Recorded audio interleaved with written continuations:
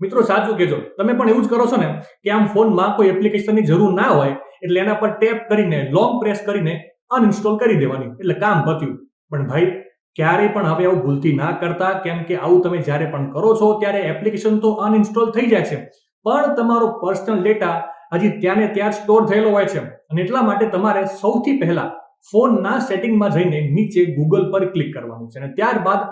નવા પેજમાં all service પર ક્લિક કરીને નીચેની તરફ કનેક્ટેડ એપના ઓપ્શન પર ક્લિક કરવાનું છે. ત્યાં ક્લિક કરશો એટલે તમારા ફોનમાં જેટલી પણ એપ્લિકેશન તમે ઇન્સ્ટોલ કરી હશે એ ત્યાં તમને દેખાઈ જશે અને એમાંથી તમારે જે એપનો ડેટા ડિલીટ કરવો હોય તેના પર ક્લિક કરીને નવા પેજમાં નીચે ડિલીટ ઓલ કનેક્શન પર ક્લિક કરીને ત્યાર પછીના પેજમાં કન્ફર્મ પર ક્લિક કરશો એટલે જે તે એપમાંથી તમારો બધો જ પર્સનલ ડેટા કાયમી માટે ડિલીટ થઈ જશે.